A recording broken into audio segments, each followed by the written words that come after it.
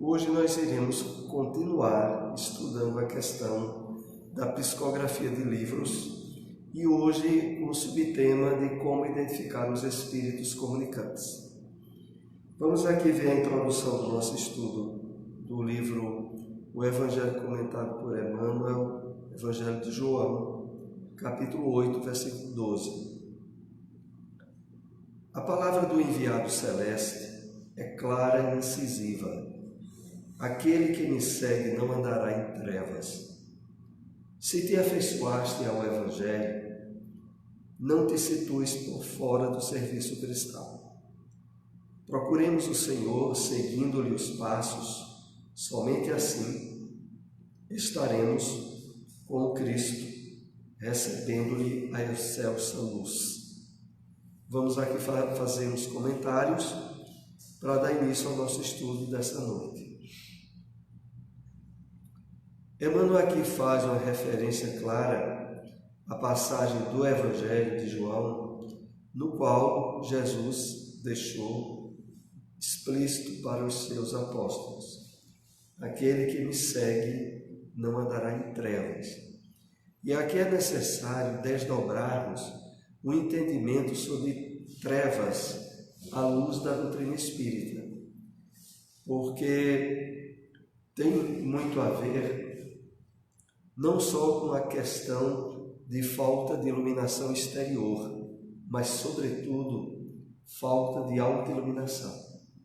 Falta para a grande maioria da humanidade, de acordar para a realidade da vida espiritual. De que cada um de nós somos em essência, um espírito em um processo de caminhada evolutiva, aonde a imortalidade da alma é algo que está na base de todo o alicerce do cristianismo, desde as comprovações que tivemos após a ressurreição do Cristo. Então, aquele que me segue não andará em trevas significa que, ao nos abrirmos, de fato, à transformação que é proposta pelo Evangelho do Cristo, o nosso ser se ilumina interiormente. Quanto mais o espírito ele está ligado, apegado aos valores materiais, à satisfação puramente dos instintos e necessidades humanas, significa, em termos espirituais, inconsciência ou escuridão. Poderíamos, então, baseado no texto, afirmar que a grande maioria das criaturas humanas que ainda não despertaram para a realidade essencial da vida, que é a espiritual, elas andam em trevas. Porque o termo aqui, trevas, eu volto a salientar, não é uma questão externa, é uma questão interna. Voltando ainda aqui à passagem bíblica, é importante quando Emmanuel analisa e aprofunda os textos que nós lemos nas Escrituras. Porque essa simples frase, aquele que me segue, significa não apenas conhecer o ensinamento do Cristo, mas está aberto ao processo transformador que se expressa na vivência. Seguir é mais do que apenas conhecer. É estar no trabalho, no processo de transformação íntima, espiritual. Então, para que de fato nós não tenhamos mais trevas, é necessário conhecer o Evangelho e estar aberto ao processo transformador que o Evangelho nos sugere. E continuando, se te afeiçoaste ao Evangelho, não te situes por fora do serviço cristão. E aqui tem um segundo ponto muito importante, que Emmanuel convida a nossa reflexão. Porque quando ele diz assim, se te afeiçoaste ao Evangelho, é porque é possível conhecermos o Evangelho do Cristo, mas não estabelecermos um clima de afeição interior em nós. porque afeição significa sensibilização ao que o Evangelho ensina. É algo que vai além do conhecimento. Então, voltando, Emmanuel nos convida a que a gente faça uma autorreflexão. Analise se você, de fato, se afeiçoa ao ensino do Cristo, ao Evangelho. Então, não te situes por fora do serviço cristão. Porque, na verdade, se isso acontecesse, ou vier a acontecer, nós estaremos em conflitos conscienciais. Estaremos sabendo de algo como sendo certo, estaremos sensíveis àquilo que nos foi ensinado, mas não estaremos colocando em prática. Aí estaremos vivenciando um nível de conflito e de perturbação decorrente de não atender a essa sugestão que Emmanuel coloca aqui. Então, a sugestão é, primeiro, reflita. Se te afeiçoar, não te situes por fora do serviço cristão. A doutrina espírita, de todas as doutrinas cristãs, é aquela que mais reiteradas vezes incentiva e motiva os seus conhecedores a vivenciar o que aprenderam, como sendo o caminho único para que a gente estabeleça esse caminho de luz dentro de nós. Não será possível o estabelecimento dessa luz interior se a gente não tiver em processo de transformação íntima. Não adiantará apenas conhecer, sensibilizar-se. É imprescindível vivenciar. Conhecer, sensibilizar-se e vivenciar. Continuando. Procuremos o Senhor, seguindo-lhes os passos. Somente assim estaremos com Cristo, recebendo-lhe a excelsa luz. A questão toda é que, para que de fato a gente esteja sinceramente aberto ao estabelecimento dessa luz dentro de nós, torna-se imprescindível termos criado afeição, sentimento pela proposta renovadora que o Cristo traz. De fato, é necessário entrarmos no nível de busca e importância da vivência do que Jesus ensinou como sendo algo agora imprescindível, o qual, se a gente não faz, a gente se sente conflitado, infeliz e em um certo nível de consciência de culpa que só será de fato resolvida se nos abrirmos ao processo vivenciador do que o Evangelho propõe. Então é essa introdução que nós temos dessa passagem do Evangelho de João, capítulo 8, versículo 12. Agora com o tema, a psicografia de livros, como identificar os espíritos comunicantes. Nos nossos últimos encontros, analisamos a questão, sobretudo, da quantidade de livros que hoje é publicado no movimento espírita, tendo uma grande parte deles ausência de qualidade em termos doutrinários e muitas vezes até erros e incorreções que significam praticamente perda de tempo a leitura desses livros. E o pior de tudo, eles se colocam de tal forma a desviarem a atenção para os livros que de fato são importantes lermos e estudarmos no movimento espírita. Então vamos continuar com as observações. Estamos agora na página 145 do livro Reuniões Mediúnicas do Projeto Espiritizar. Para discernirmos os livros sérios, instrutivos dos livros falsamente espíritas, sejam eles psicografados ou não, é fundamental refletirmos nas instruções do capítulo 24, item 267 do Livro dos Médiuns. E aqui se torna imprescindível algumas observações. A primeira delas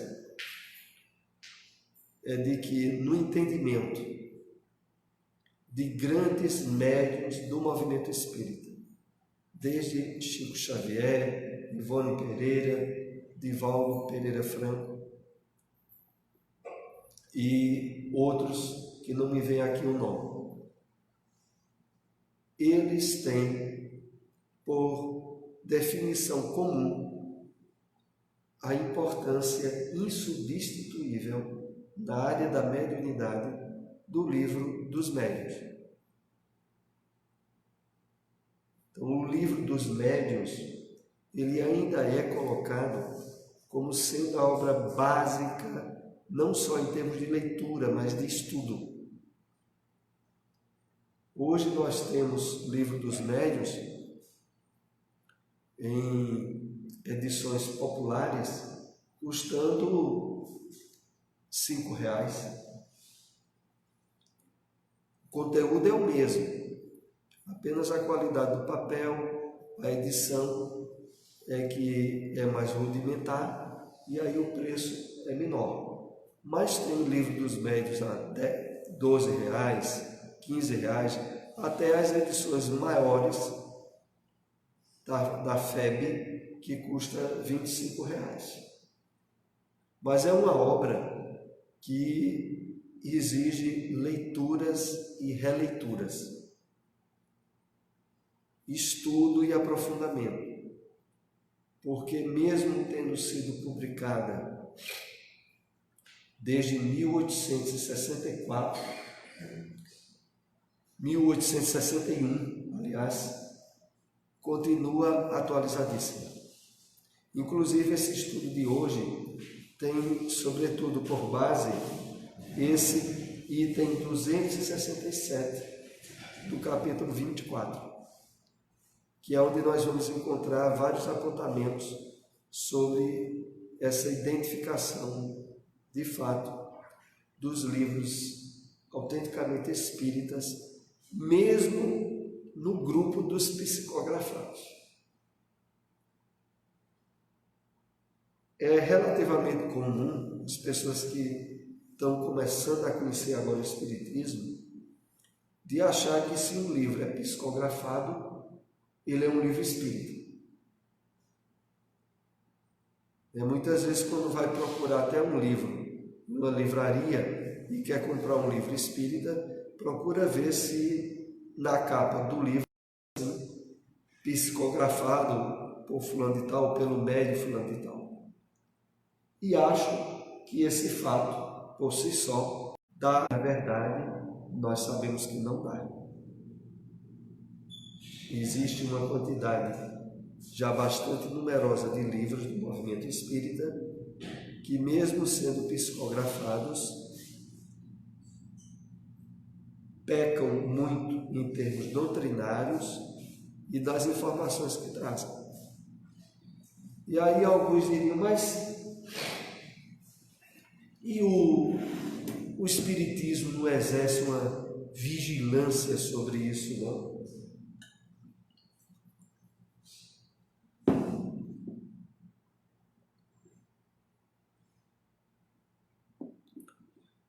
A doutrina espírita, a semelhança do cristianismo primitivo, é uma doutrina que não tem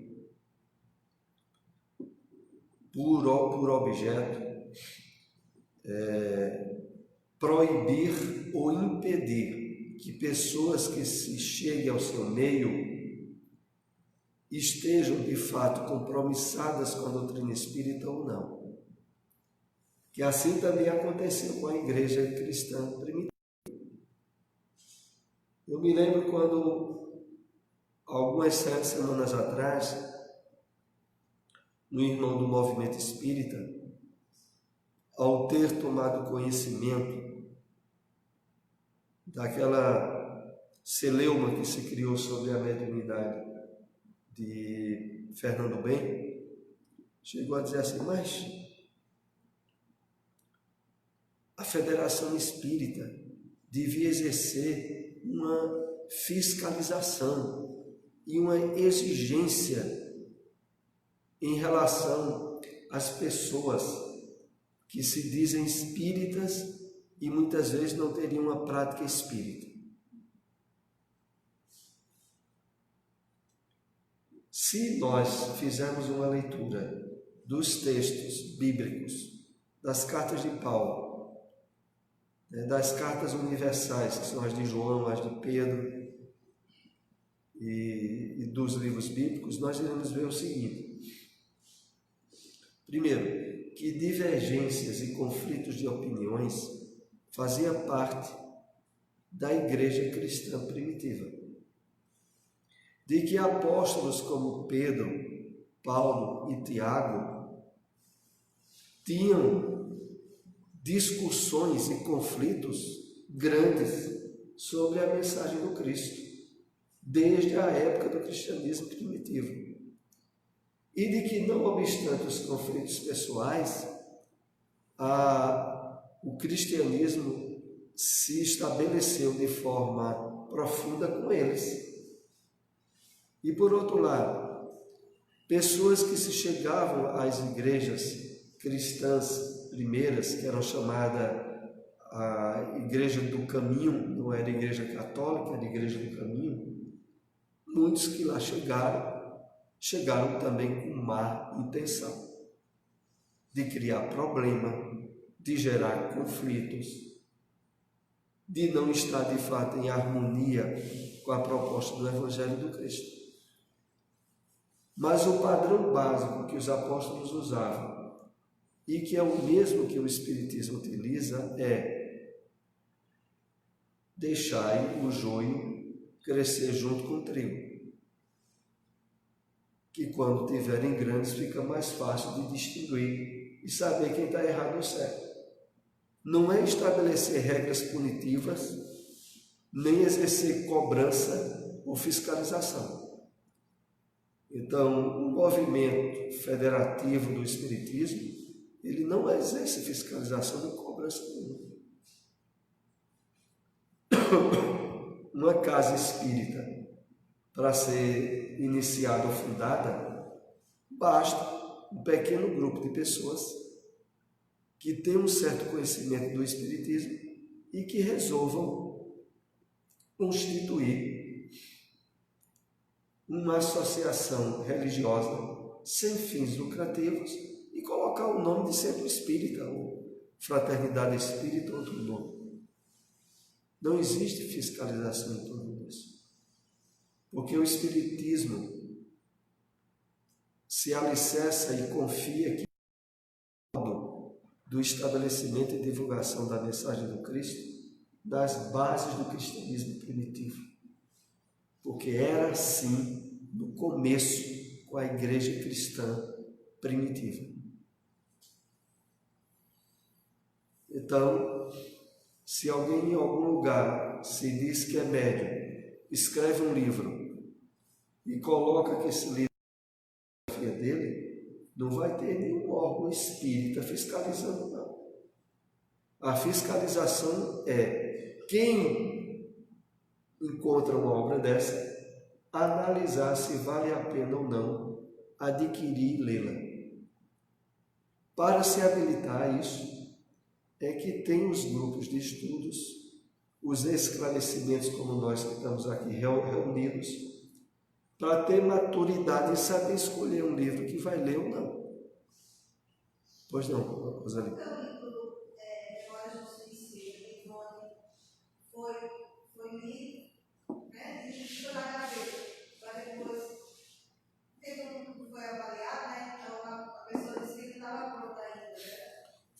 Teve dois motivos principais que eu me lembro aqui. Que Ivone Pereira, quando veio a psicografar o livro Memória do Suicida, mais ou menos em 1927, e levou para ser analisado pela Espírita Brasileira. Naquela época, o presidente da Federação Espírita, que era... esqueci o nome dele, daqui a pouco eu lembro. Eu sei que ele leu o livro, ele pegou o livro e, sem ler, disse a Ivone: olha, por enquanto nós não estamos publicando livros que não sejam da mediunidade de Francisco Cândido Xavier. Naquela época, Chico Xavier já estava começando um trabalho, pouco mais adiante, com as obras de Humberto de Campos e de André. Em termos espirituais, nós sabemos que boa parte do conteúdo do livro de Ivone só teria condição de ser compreendido após a publicação dos livros de André Luiz, que ainda não tinham sido psicografados. E a segunda parte é que, quando Ivone realmente levou o livro, em termos doutrinários, estava muito a desejar. O livro Memórias de um Suicida depois só veio a ser publicado após o espírito Leon Denis ter chamado Ivone para reajustar o conteúdo doutrinário do livro e fazer uma série de alterações para que o livro tivesse, de fato, uma característica doutrinária profundamente espírita.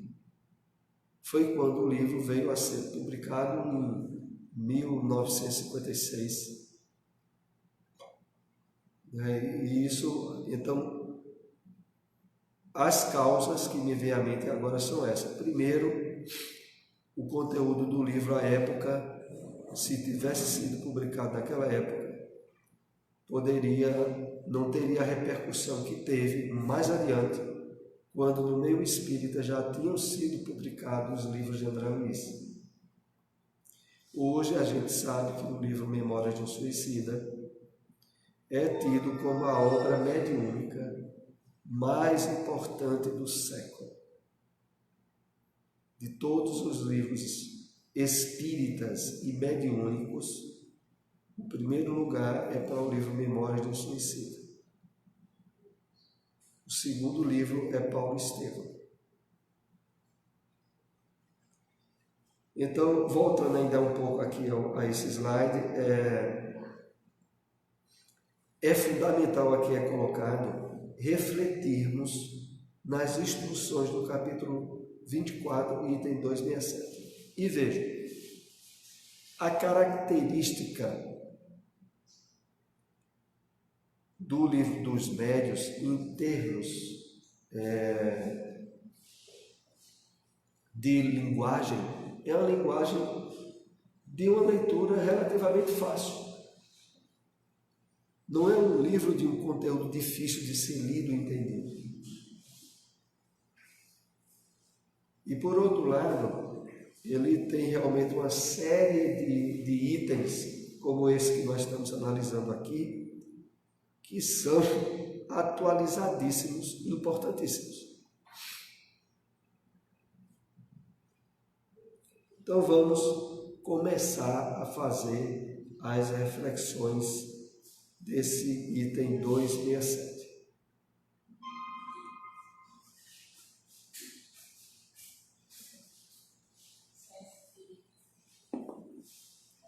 Podem resumir-se nos princípios seguintes os meios de se reconhecer a qualidade dos espíritos.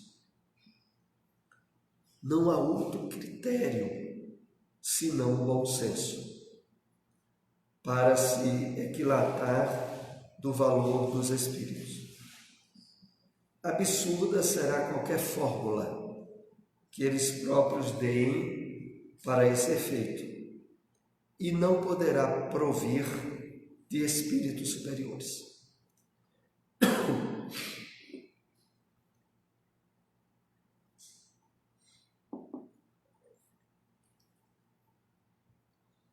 Então, o primeiro critério, o mais importante de todos, para se avaliar o valor dos escritos de um espírito é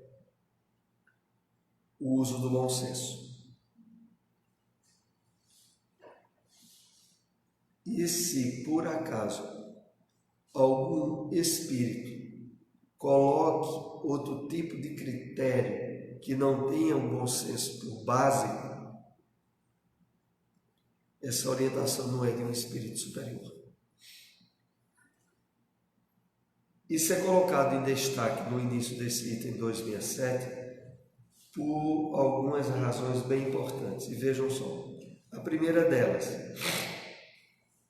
a de que de todas as doutrinas religiosas que existem, é o Espiritismo que constantemente nos chama à análise, ao uso da inteligência e da razão, que é o sinônimo aqui do bom senso.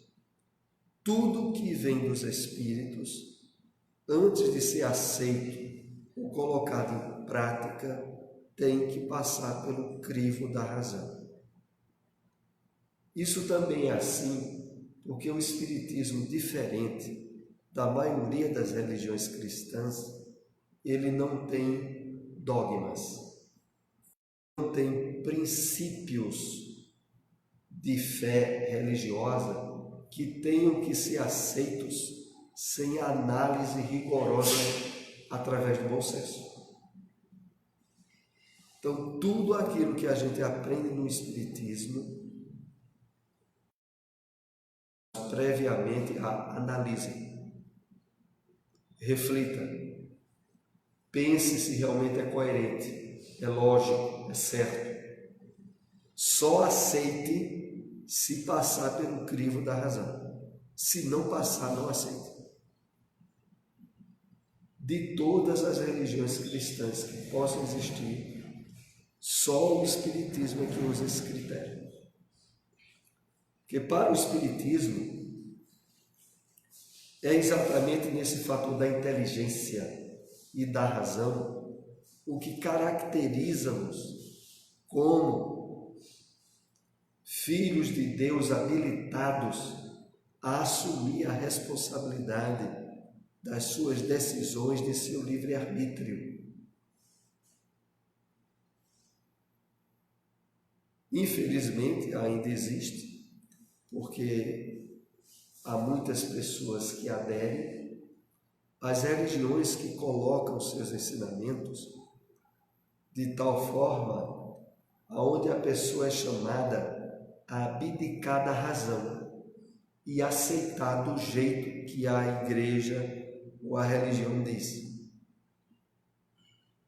E se a pessoa teimar, ela é logo tida como sendo alguém que está sob a influência do Satanás, que está querendo se desviar, está querendo ir pelo caminho do erro. Eu me lembro quando aquela palestrante que já esteve aqui algumas vezes, Sueli Verkalsen, que inclusive vai estar aqui esse mês, que é o mês de aniversário do Bezerra de Menezes, no último sábado desse mês. No próximo sábado, nós estaremos com o palestrante do Recife. Como é o nome dele? Josué Fidelis. Josué Fidelis, que vai falar sobre a força do perdão, amanhã.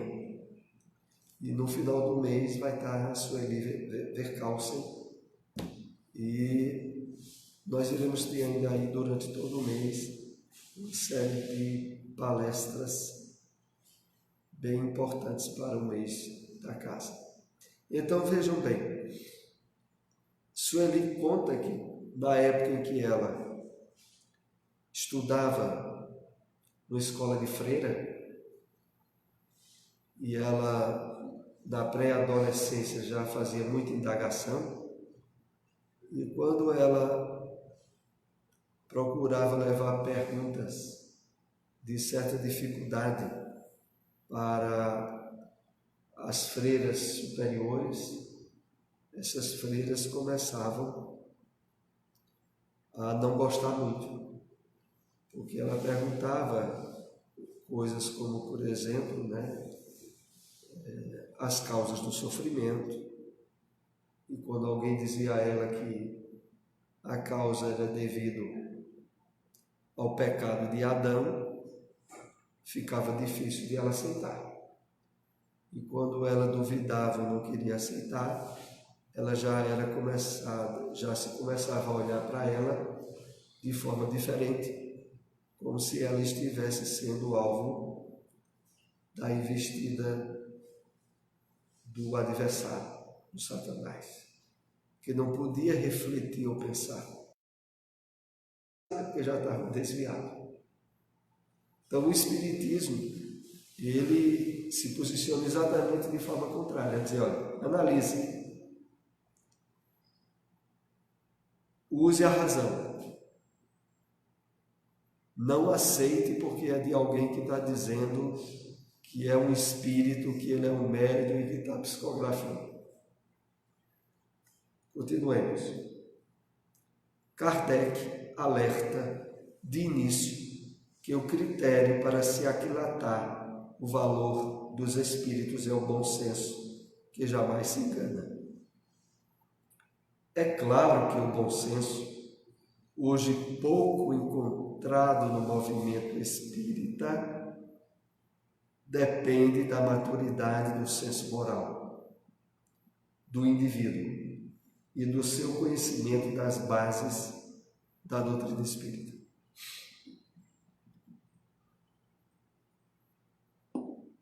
Que tem alguns pontos bem importantes para que a gente reflita. Vejam só. Primeiro,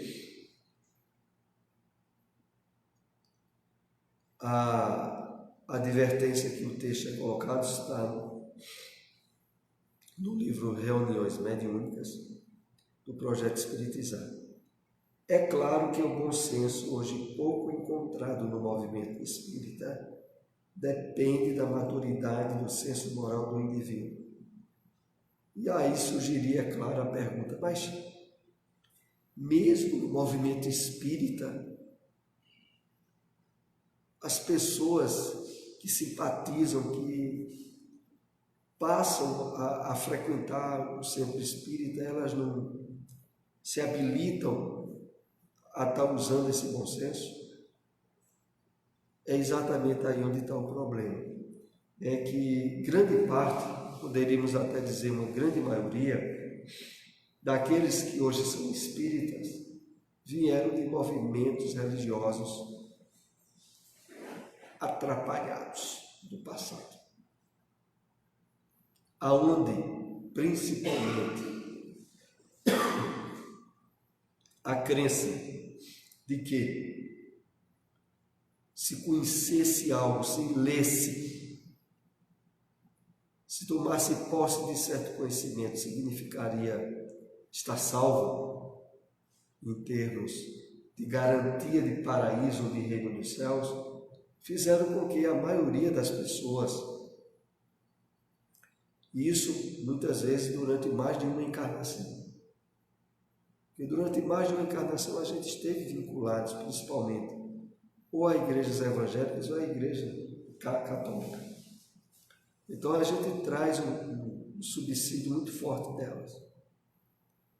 E esse subsídio, ele é um problema sério se não for resolvido com um estudo bem sério e bem fundamentado das obras básicas.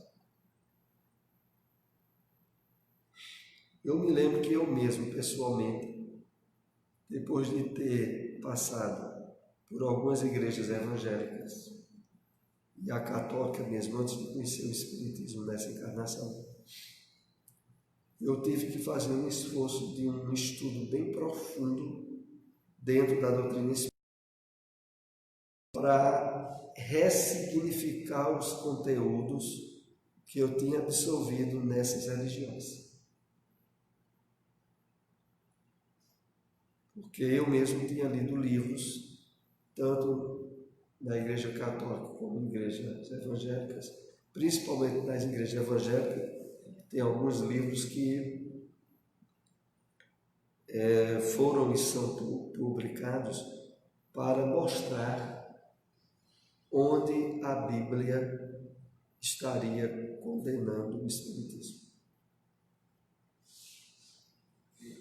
E, através de textos literais da Bíblia, fazer com que aqueles que seguem essas doutrinas acharem que o espiritismo é doutrina do Satanás, que estaria contrária às promessas bíblicas e contrária à própria missão trazida pelo Cristo de salvar a humanidade. Muitos apontam até assim de que aqueles que acreditam em reencarnação anulam o fato de aceitar a salvação trazida pelo Cristo. Porque entendem que a salvação trazida pelo Cristo é algo que se dá em confissão pública, da boca para fora, através de um batismo literal em água. Eles têm certeza disso. E quando eles sabem que é estudado no Espiritismo a reencarnação, eles logo dizem assim: ora, se tem reencarnação, para que o Cristo se sacrificou pela humanidade? Todos não são salvos pela reencarnação? Para que Jesus? Se colocam assim. Mas nós aprendemos que, na verdade, a essência de todo o Evangelho do Cristo aponta para o Espiritismo. E, em síntese, esclarecendo esse ponto que eu levantei, é de que, na verdade, a missão do Cristo, como também a de grandes espíritos que reencarnaram no mundo, tanto no Ocidente quanto no Oriente, foi para acelerar o processo evolutivo. Que a reencarnação por si só, ela apresenta uma proposta de aperfeiçoamento muito lento e sofrível. Através do Cristo, sobretudo, nós podemos acelerar esse trabalho de salvação que é sinônimo de libertação. Libertação do apego à matéria, libertação da ilusão do corpo, libertação da escravidão dos sentidos físicos. Na medida que o espírito trabalha o seu potencial de consciência, ele vai se libertando de tudo isso. E com a ajuda das ferramentas do Evangelho do Cristo, tudo isso é facilitado. Mas voltemos aqui ao texto. Então é preciso usar o bom senso. O Espiritismo quer que cada um de nós seja o autor e o responsável pelas decisões, pelo uso do livre-arbítrio e pelo que vai nos acontecer, tanto aqui na Terra quanto no mundo espiritual. Em outras religiões, pastores, padres e sacerdotes assumem responsabilidade pelo rebanho, como colocam, que aparentemente diminuiria a responsabilidade dos adeptos. Mas a gente sabe que a consciência das leis divinas individualmente está em cada pessoa. E não adianta ela projetar a responsabilidade para os outros, porque a consciência dela não vai deixar passar em branco.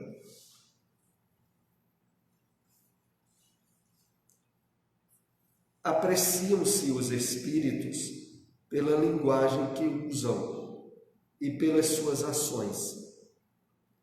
Estas se traduzem pelos sentimentos que eles inspiram e pelos conselhos que dão. Admitido que os bons espíritos só podem dizer e fazer o bem, de um bom espírito não pode provir o que tenda para o mal. Isso também faz parte do item 267 do Livro dos Médiuns.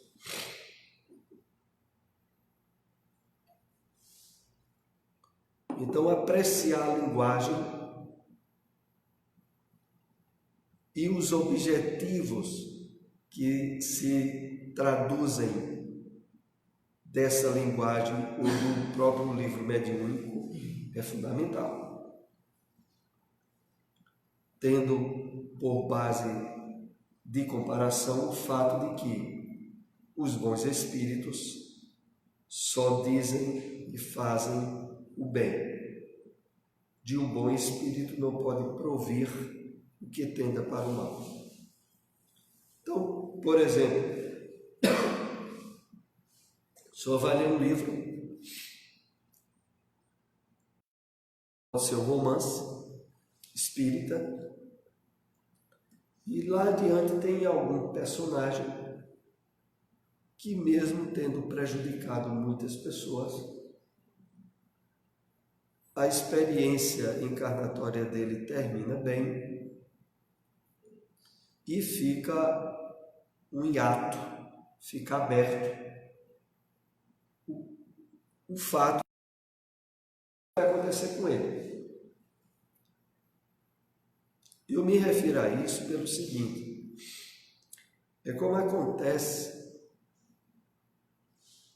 naquela parábola que oportunamente aqui nós já falamos, do mordomo infiel, que está lá na... Jesus só ensinou o bem. De todas as parábolas que Jesus contou, tem a parábola do mordomo infiel. E o que é que o mordomo infiel faz? Um senhor que tinha muitas terras coloca o mordomo, o homem, para tomar conta, administrá-las. Toma conhecimento de que ele estava administrando de forma fraudulenta, estava roubando. O dono das terras chama o mordomo e diz: tenho sabido de coisas sobre você. Veja as suas contas, que eu não quero que você trabalhe mais para mim, não. Isso é uma parábola que Jesus falou para os discípulos. E o que é que ocorre? O mordomo procura os devedores de bens e de terras do seu patrão e faz o seguinte: chama um que devia 80 sacos de trigo. Ele pega as contas que era anotado naquela época em algum tipo de pergaminho, diz assim: risque 80 e bote 40. Você só vai precisar pagar 40. Chama outro, devia 30 sacos de milho. Risca aí uns 30 e bote 15. E o pessoal que tinha essas dívidas disse: mas que beleza, que mordomo, administrador bom. E aí Jesus diz o seguinte nessa parábola, que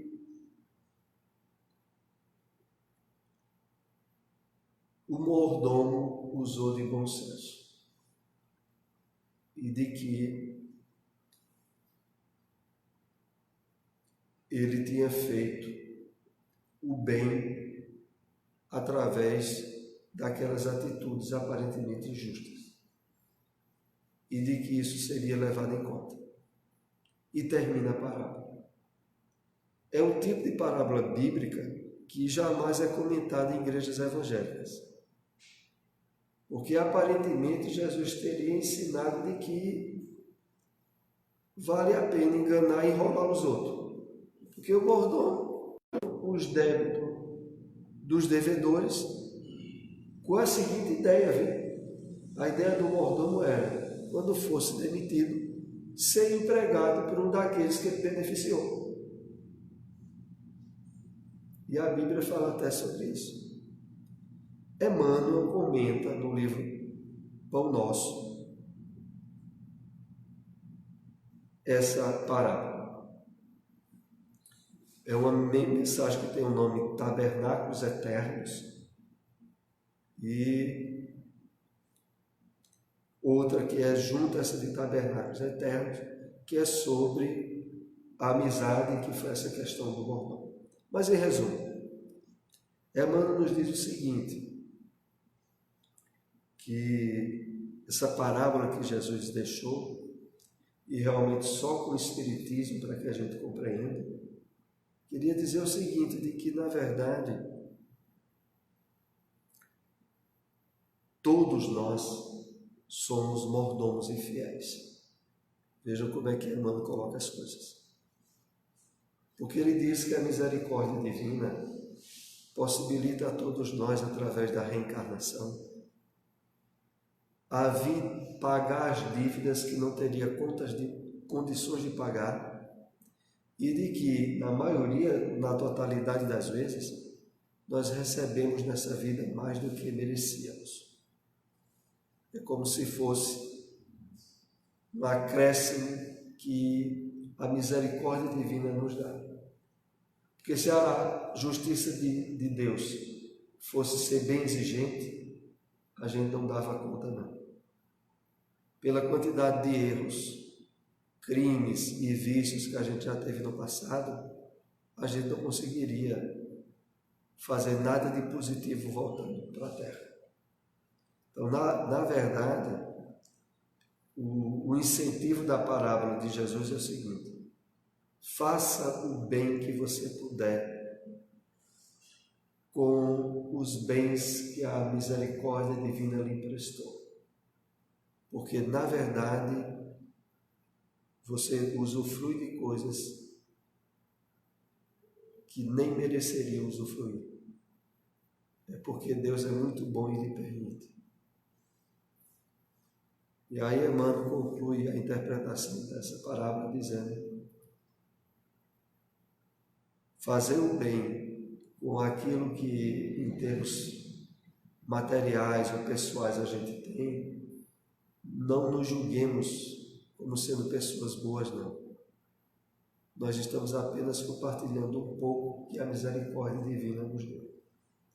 Mas eu fiz lembrança dessa parábola, voltando aqui ao texto, pelo fato de que em qualquer livro, em qualquer mensagem, aonde não fique explícito a compreensão e o incentivo da prática do bem, da caridade e do amor, analise cuidadosamente, porque para vir de um espírito elevado tem que ter um conteúdo sublime e elevado. Inclusive como esse que eu citei da Bíblia, que só é possível de se entender à luz da reencarnação e do Espiritismo.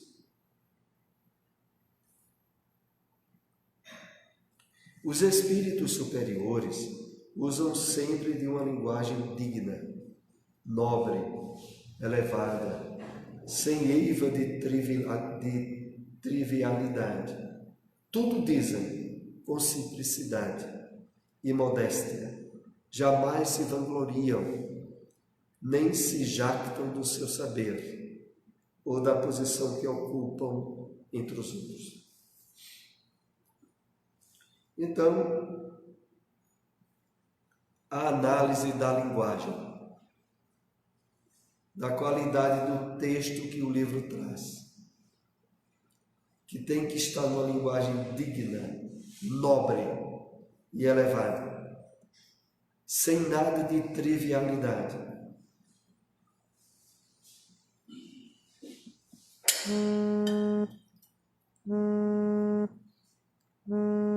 Então é preciso e é importante que nós analisemos o seguinte.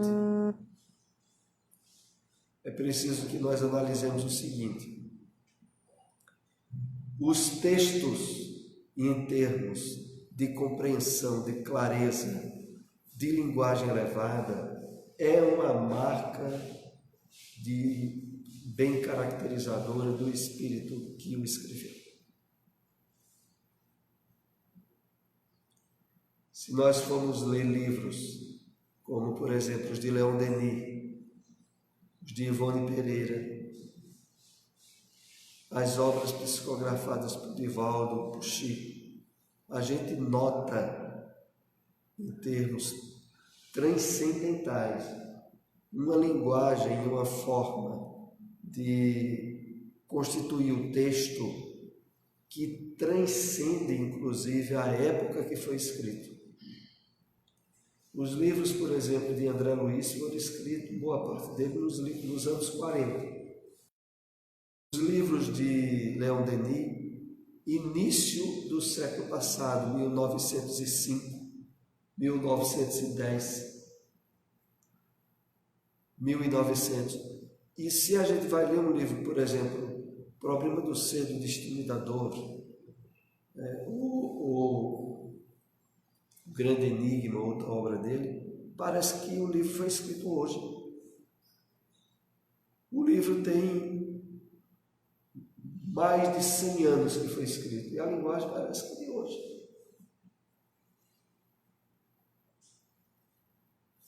Continuando. Os espíritos superiores dizem tudo com muita dignidade e autenticidade. Com linguagem digna, nobre e elevada, estimula-nos a elevação de pensamentos e sentimentos. Jamais a trivialidades ou aos sentimentos de malquerência.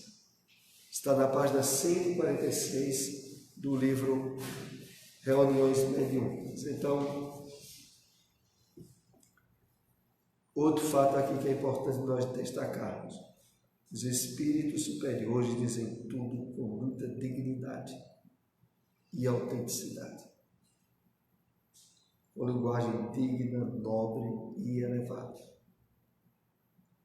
Eu queria fazer referência, inclusive, a palestrante que vai estar, inclusive, nesse segundo encontro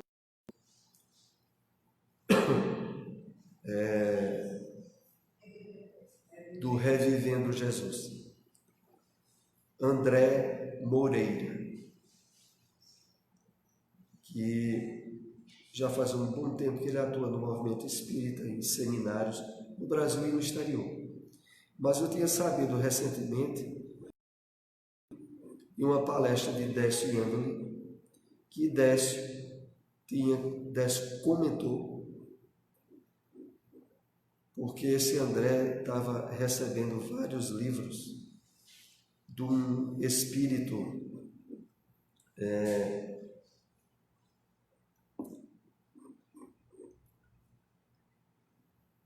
daqui a pouco eu me lembro o nome daquele espírito, eu comentei hoje, não foi? Dias da Cruz. Inclusive nós temos na livraria do Bezerra de Menezes. E Dias da Cruz foi um médico que escreveu algumas mensagens pela mediunidade de Francisco Cândido Xavier. Inclusive naquele livro Instruções Psicofônicas. Lá tem uma mensagem de Dias da Cruz. E aí Décio dizendo que estava em um evento desses congressos onde o André Moreira estava lá. E Décio disse que ficou pensando com ele mesmo, mas quem garante que esse espírito que está escrevendo por esse André Moreira, que Décio realmente ele é bem exigente em termos de questões mediúnicas. E aí ele conta na palestra que depois que terminou o evento, o André trouxe uma mensagem de Dias da Cruz para o Décio. E era justamente tirando todas as dúvidas que Décio tinha. E Décio disse que nunca mais ia duvidar que era esse espírito Dias da Cruz que de fato tinha escrito. Interessante, eu estive lendo um desses livrinhos que é assim, Pílulas de Confiança, Pílulas de Esperança, Pílulas da Fé. São livros até fininhos, livros só de mensagens. Mas eu estive lendo um deles, Pílulas da Confiança, que a linguagem das mensagens é elevadíssima, assim, é elevadíssima sem ser erudita. A pessoa entende perfeitamente o que ele está dizendo pela qualidade da linguagem, sem ser algo erudito que seria só para acadêmico entender. Mas eu notei que mensagens realmente bem inéditas em termos de conteúdo e dessa característica que aqui é colocada. Linguagem digna, nobre, elevada, estimulando a elevação de pensamentos e de sentimentos. Então, é interessante isso, porque no meio espírita é preciso ter essa análise e critério para realmente valorizar as boas obras mediúnicas que o movimento espírita recebe. Nós vamos interromper aqui nesse slide 6 devido à hora, e esse tema ainda será continuado no nosso próximo encontro. Então, eu quero lembrar aí a todos que esse evento Revivendo Jesus vai ser dia 22, 23 e 24 de novembro desse mês. Vai ter aí a palestra de oradores bem conhecidos do movimento espírita, né? Vai estar aí, entre outros que eu estou me lembrando aqui, o André Trigueiro, vai estar também o Geraldo Campete, vai estar o